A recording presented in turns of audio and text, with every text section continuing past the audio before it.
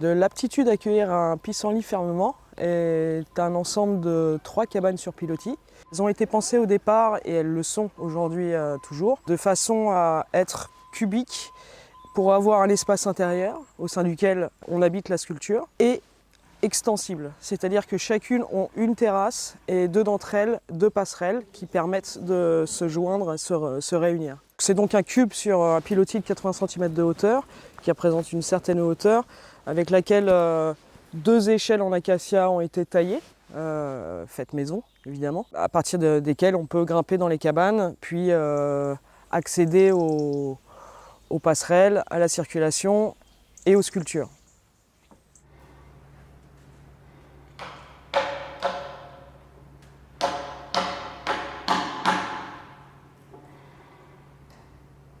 Elles sont sur pilotis, qui sont des poteaux d'acacia, qui ont été sculptés. Je procède avec un ciseau à bois et j'appelle ça poêler du bois. Donc nous avons une floraison sur ces pilotis pour s'échapper de la cabane et à proprement parler du poteau, puisque l'acacia est tout simplement l'essence d'arbre qu'on utilise pour les poteaux électriques. Car c'est une essence qui est imputrescible de classe 5, résistante aux parasites, aux champignons, et donc qui a un usage très manufacturé dans l'environnement. Chacune d'entre elles sont aussi pourvues de verrières ou porte-fenêtres. C'était très important pour moi d'avoir une ouverture vers l'extérieur, et comme on peut le voir ici, on a une vue sur le sous-bois, donc de pouvoir se réveiller en ayant ce sentiment d'être vraiment à l'intérieur de la forêt. Les terrasses sont aussi en acacia pour 2 d'entre elles. La dernière du fond est faite en bois brûlé, un procédé qui s'appelle le sushujiban, qui est tout le procédé qui est utilisé pour le bardage. Ce qu'on appelle le bardage, c'est le plaquage extérieur, que j'aime appeler anti-bardage, car en principe les bardages sont alignés. Et là ici, j'ai essayé de m'approcher soit de la marqueterie, soit d'une forme d'ornementation qui est à la base, ne peut pas être en soi structurelle. Le bardage extérieur et le bardage intérieur sont en pin maritime.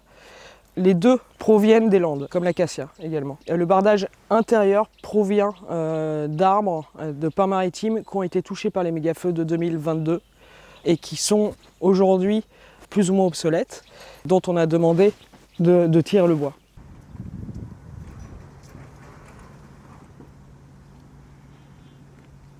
Le sushujiban, c'est un procédé japonais qui a été inventé au Moyen-Âge après un énorme incendie en forêt.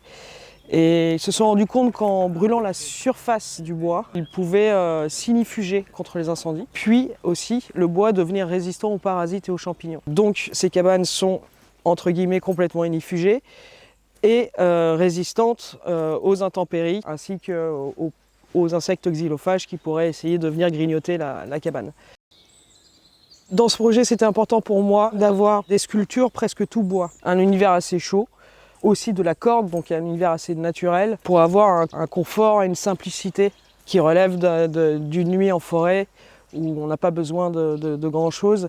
C'est pourquoi aussi je suis allé vers le tatami et le futon, étant donné que j'ai emprunté un procédé qui provient du Japon. Je me suis dit autant aller jusqu'au bout et ajouter un confort aussi qui n'est pas le nôtre, mais c'est très confortable. Donc on dort sur 2 tatamis et 2 futons doublés.